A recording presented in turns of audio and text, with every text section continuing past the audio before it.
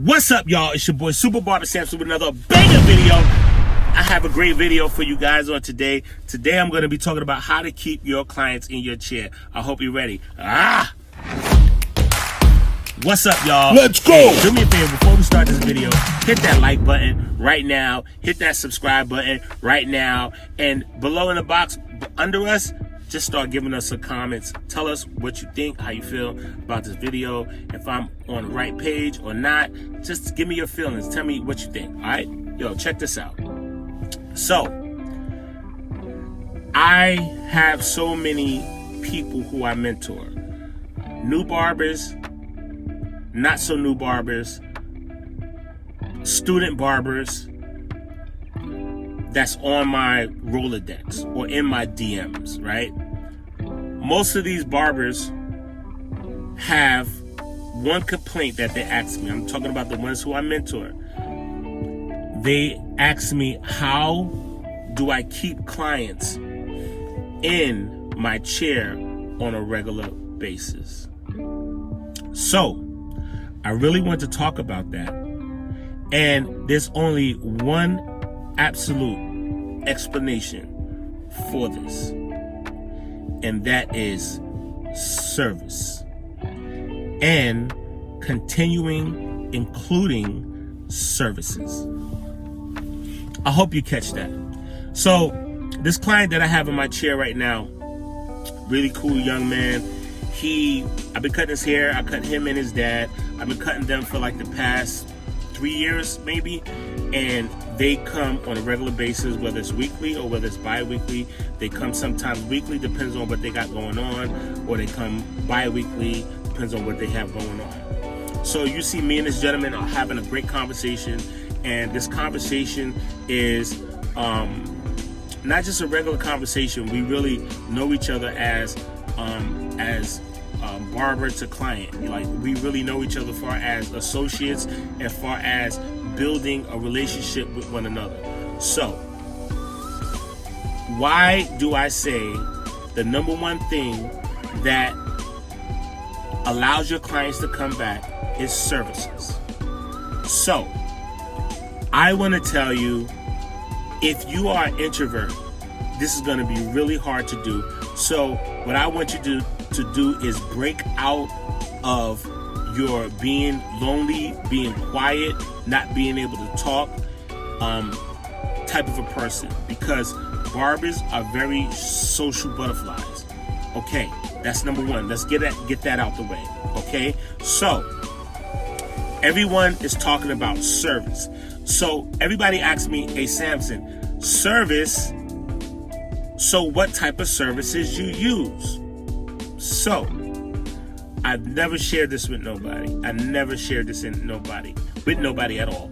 And the reason I'm sharing this is because I think everyone or every barber should know this, right?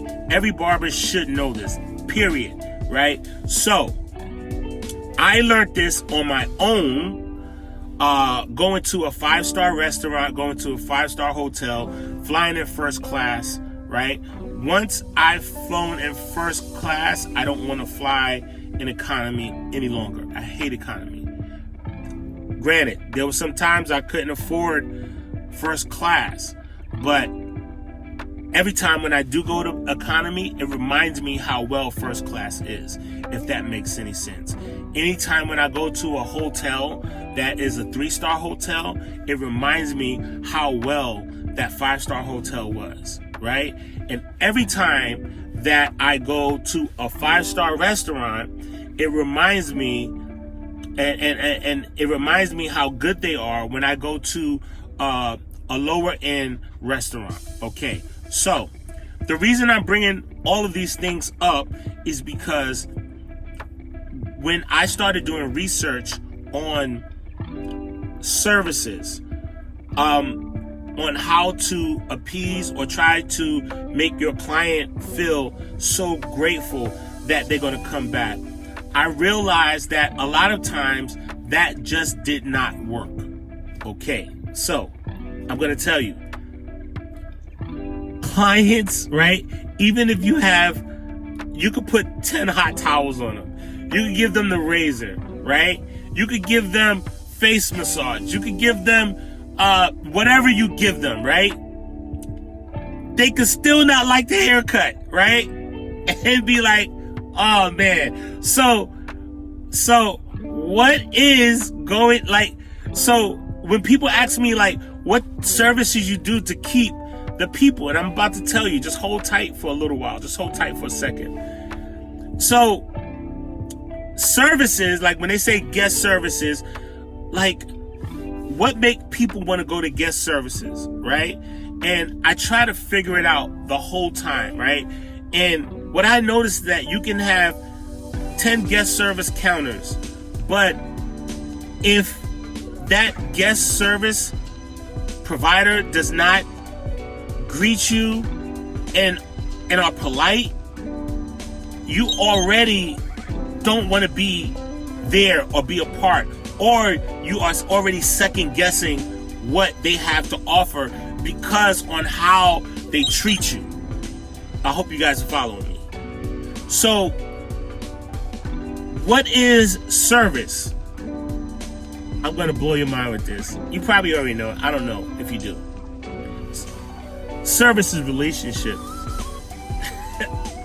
So when I go into a 5-star restaurant, I love 5-star restaurants. When I go to a 5-star restaurant, I expect so much for them. But the main thing is I like to build a relationship with the waiter, the waitress, the cook, whoever's there. So once I walk in that door, I'm expecting to meeting someone, and I'm expecting for them to greet me, right? This is only at 5-star restaurants. Some restaurants you go in, they just have a sign there. Nobody's even standing at these other restaurants. They just say, have a seat wherever you like. But a 5-star restaurant, no. They're going to be there. They're going to tell you, hey, let me take you to your seat. Hey, do you want some water? They're going to keep bringing water. What? And they're going to keep conversating with you. What? They're going to keep on coming by just to wipe the crumbs off the table. They're going to explain to you everything that's on the menu. When they come by, they're going to say, are you okay? They're going to say, hey, where you from? Are you new in town? Are you traveling? So now you already built a relationship with them. And guess what? You're going to want to come back and see that waitress or that waiter who has already serviced you. Get it? So service is a relationship. And when you have a relationship with someone, you want to make sure that they are fully taken care of, if that makes any sense. So whether it's a hot towel, whether it's a facial, whether it's a razor, whether it's a hair wash, all those things should be a part of what you do to keep your clients, you and that client relationship going. I hope you guys are following me. And if you could keep you and that client relationship going, guess what happens? That client keeps coming back. Whether you put a hot towel on them or not, whether you give them a razor or not, whether you give them just a regular haircut or not, whether if you mess up one time, that client's going to still come back to you because you built a relationship with him. That is the service.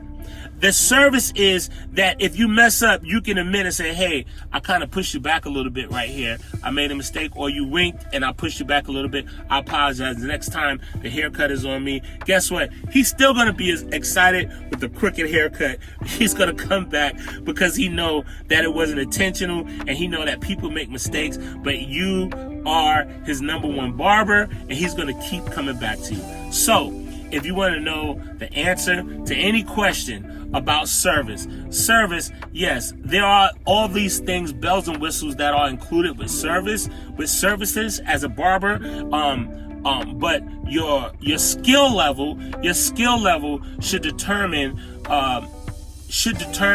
on how well the hair looks, right?